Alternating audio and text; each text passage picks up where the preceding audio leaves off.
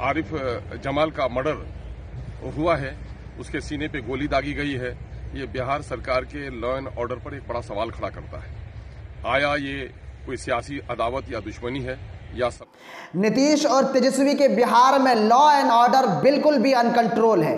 बदमाशों में कानून का जर्रा बराबर भी खौफ नहीं है। दिन दहाड़े किसी की भी हत्या कर दे रहे हैं।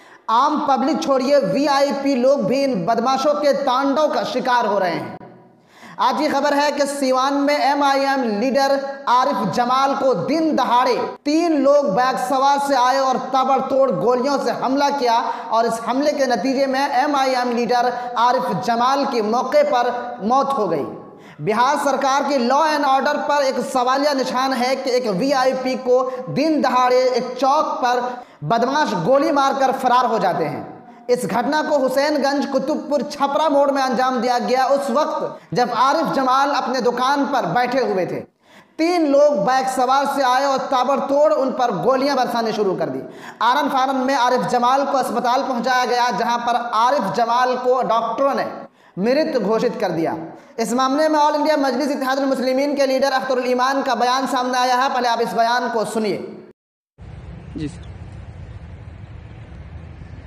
कल रात 8:30 बजे तकरीबन सीवान शहर में एमआईएम के एक मजबूत वर्कर, जो पहले वहां के पूर्व संयोजक भी रहे और शुरू दिन से एमआईएम से जुड़े हुए रहे हैं, बड़े साले फितरत के एक नौजवान और समाजी कारकुन आरिफ जमाल का मर्डर हुआ है।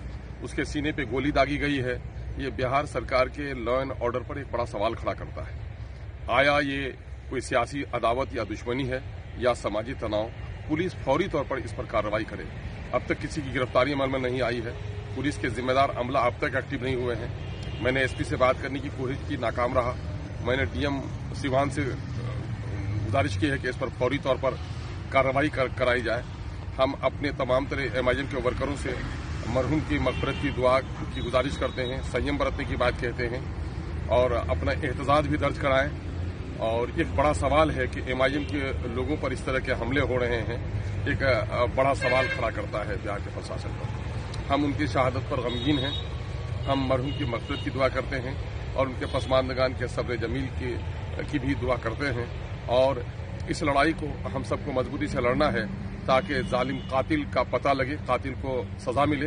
ये हुकूमत की, बिहार की जिम्मेदारी है और पुलिस प्रशासन की अव्वलीन जिम्मेदारी है कि कातिल को फौरी तौर पर गिरफ्तार करे, कत्ल के असबाब तलाश करे और एमआईएम के जहां वर्कर हैं उसको तहफ़्फ़ुज़ देने का काम करे।